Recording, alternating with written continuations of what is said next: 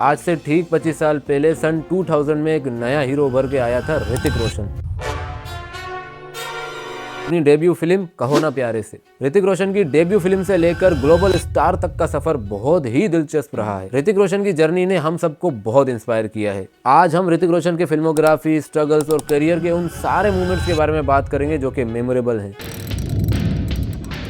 तो स्टार्ट करते हैं ऋतिक के डेब्यू से। 14 जनवरी ईयर 2000 फ्राइडे के दिन रिलीज हुई कहो ना प्यारे। Hrithik and Ameesha Patel debut film directed by Rakesh Roshan, जो कि ऋतिक रोशन के फादर हैं। रिलीज के बाद क्या हुआ था उस पे हम बाद में आएंगे, पर रिलीज से पहले क्या हुआ था पहले उस पे बात करते हैं, क्योंकि वो बहुत ज्यादा इंटरेस्टिंग है। उसकी वजह यह है कि ऋतिक की अकेली फिल्म रिलीज नहीं हुई थी, बल्कि साथ में 2 बड़ी और मूवीज भी रिलीज हुई थी। नंबर 1 फिर भी दिल हिंदुस्तानी, जो कि शाहरुख खान स्टार्टर मूवी थी, जो कि उनके ही प्रोडक्शन हाउस की पहली फिल्म थी। और दूसरे नंबर पर आमिर खान की मेला मूवी, जिसमें उनके ही भाई फैसल खान का भी डेब्यू था। मेला फिल्म की रिलीज डेट थी 7 जनवरी, फिर भी दिल हिंदुस्तानी की रिलीज डेट थी 21 जनवरी और कहो ना प्यारे की रिलीज डेट थी 14 जनवरी, यानी कि दोनों मूवीज के बीच में। और बाय द वे आमिर और शाहरुख सन 2000 में बहुत बड़े सुपरस्टार बन चुके थे और ऋतिक रोशन तो एक न्यू कमर था। ऐसा कहा जाता है कि ऋतिक रोशन की कहो ना प्यारे के रिलीज से पहले फिर भी दिल हिंदुस्तानी के मेकर्स और मेला के मेकर्स राकेश रोशन जी के पास गए थे उनकी मूवी कहो ना प्यारे के पोस्टपोन के लिए। मुझे आज भी बड़ी हंसी आती है जब ये दोनों फिल्म्स के मेकर्स गए होंगे राकेश जी के पास कहो ना प्यारे को पोस्टपोन कराने के लिए और उनसे कहा होगा कि आप अपनी फिल्म को पोस्टपोन कीजिए, क्योंकि आपके बेटे की तो डेब्यू फिल्म है। आपका बेटा कहाँ शाहरुख खान और आमिर खान को कॉम्पिटिशन दे पाएगा। और उस वक्त राकेश रोशन जी का क्या रिएक्शन होगा और उन्होंने क्या जवाब दिया होगा उन मेकर्स को, ये तो सिर्फ राकेश रोशन जी जानते हैं और वो मेकर्स जानते हैं। और बाय द वे ये बात ऑफिशियली नहीं है, सिर्फ सुनी सुनाई बात है, तो मेकर्स को गाली देने की बिल्कुल जरूरत नहीं। पर फाइनली वो दिन आ गया जब ये तीनों फिल्में रिलीज हो गई। मेला 7 जनवरी को रिलीज हुई और 21 जनवरी को फिर भी दिल हिंदुस्तानी। पर जो हुआ था ना रिलीज के बाद, वो कोई नहीं भूल सकता। मेला मूवी के रिलीज के बाद क्रिटिक और पब्लिक ने उस मूवी को बिल्कुल भी पसंद नहीं किया और वो बॉक्स ऑफिस पर बहुत बुरी तरह से पिट गई।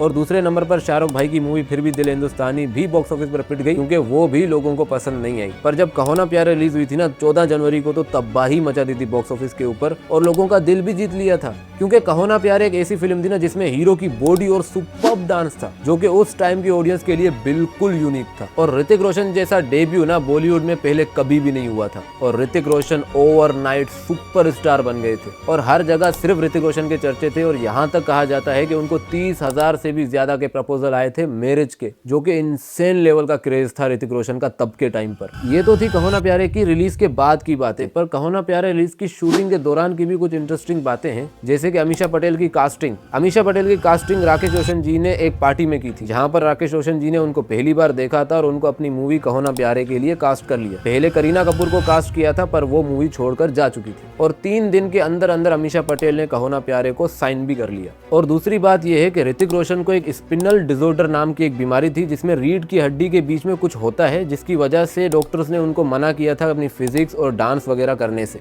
लेकिन ऋतिक रोशन ने इन सारी चीजों को चैलेंज करते हुए जिस लेवल का डांस किया था और जिस लेवल की बॉडी बनाई थी ना, वो आपने कहो ना प्यारे में देखा हो। अब यहाँ तक तो ऋतिक रोशन की लाइफ बहुत ही बढ़िया चल रही थी, पर कहो ना प्यारे के रिलीज के बाद शाहरुख और ऋतिक के दरमियान एक बहुत बड़ी कंट्रोवर्सी क्रिएट कर दी थी मीडिया वालों ने। और वो कंट्रोवर्सी ये थी कि शाहरुख खान को ओवरशेडो कर दिया है ऋतिक रोशन ने और टेक ओवर किया है एज अ रोमांटिक हीरो, और अब शाहरुख खान को बीट कर दिया एंड एक्सेट्रा एक्सेट्रा, पता नहीं कितनी सारी चीजें मीडिया वालों ने तब के टाइम पर फैलाई थी। और इतने लेवल का फैलाया था ना कि ऋतिक रोशन को ऋतिक मानिया का खिताब भी दिया गया था उस टाइम पर इस खिताब के बाद ऋतिक रोशन ने कहा कि शाहरुख खान उनके लिए हमेशा इंस्पिरेशन रहे हैं और ये इस खिताब को एज अ हॉनर लेते हैं। पर ये कंट्रोवर्सी यहीं पर नहीं रुकी, बल्कि इतनी बढ़ गई कि कभी खुशी और कभी गम मूवी के शूटिंग के दौरान ऋतिक रोशन और शाहरुख खान ने आपस में बात तक नहीं की। और ये बात खुद करण जौहर ने कही, जो कि उस मूवी के डायरेक्टर भी थे, और ये बात उन्होंने एक इंटरव्यू में कही थी। पर मीडिया वालों ने ये जितनी भी बातें करी ना ऋतिक रोशन को लेकर, पर हुआ एक्चुअली में उसका बिल्कुल उल्टा। क्योंकि कहो ना प्यारे के रिलीज के बाद ऋतिक रोशन की जितनी भी मेन लीड मूवीज आई है ना, वो सारी की सारी फ्लॉप और डिजास्टर रही है। लाइक यादें, आप मुझे अच्छे लगने लगे, ना तुम जानो ना हम, मैं प्रेम की दीवानी एंड एक्सेट्रा, ये सारी मूवीज फ्लॉप और डिजास्टर रही थी।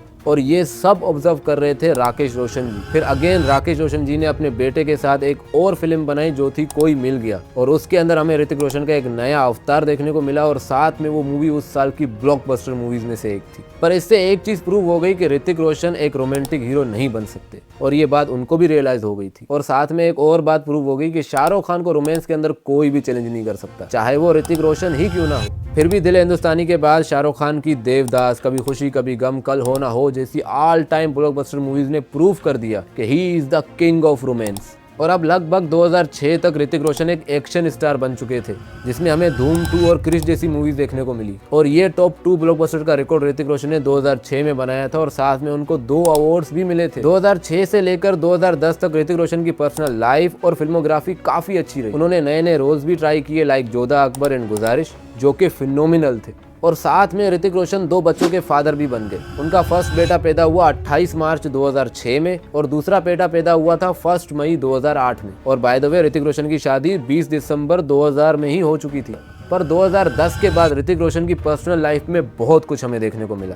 ऋतिक रोशन काइट्स मूवी की शूटिंग के दौरान कंगना रनावत से मिले और इसी मूवी की शूटिंग के दौरान ये दोनों एक दूसरे के करीब आए और इन दोनों के रिलेशनशिप की भनक सुजैन खान को लगी, जिसके कारण उन्होंने 1 नवंबर 2014 को ऋतिक रोशन से डिवोर्स ले लिया। और ऋतिक और कंगना के दरमियान की कंट्रोवर्सी इतनी बड़ी बन गई ना, अगर इस पे मैं बात करने लग जाऊँ ना तो 10 मिनट सिर्फ इस बात को कवर अप करने में लग जाएगा। पर स्किप करते हुए मैं सिर्फ इतना ही बता सकता हूँ कि इनकी कंट्रोवर्सी शुरू हुई थी 2013 में, जो कि एंड हुई थी 2016 में। और बहुत बड़ी कंट्रोवर्सी हुई थी जिसमें कंगना का रोना धोना और मेल्स वगैरह का शेयर करना एंड एक्सेट्रा शामिल था। पर कंगना की कंट्रोवर्सी की वजह से ना ऋतिक की फिल्मोग्राफी पर ज्यादा इफेक्ट नहीं पड़ा। ऋतिक की क्रिश 3 आई 2013 में, ब्लॉकबस्टर रही। बैंग बैंग आई, ब्लॉकबस्टर रही। 2015 में कोई फिल्म नहीं आई। फिर 2016 में उनकी रिलीज हुई मुइंजो दड़ो, जो कि डिजास्टर थी। शायद कंगना की कंट्रोवर्सी का थोड़ा सा इफेक्ट उसे 2016 में देखने को मिला। 2017 में मूवी आई काबिल, जो कि बिलो एवरेज थी। और उसके बाद मूवी आई 2019 में, एक थी सुपर 30 और एक थी वार। सुपर 30 सुपर हिट मूवी थी और वार ऑल टाइम ब्लॉकबस्टर मूवी थी 2019 की। और वो फर्स्ट मूवी थी बॉलीवुड की जो ए रेटेड होने के बावजूद 600 करोड़ के क्लब में आई थी। और अगेन ऋतिक रोशन नंबर 1 पे आ गए थे। उसके बाद 2022 में विक्रम वेदा आई, जो कि फ्लॉप थी क्योंकि वो रीमेक मूवी थी।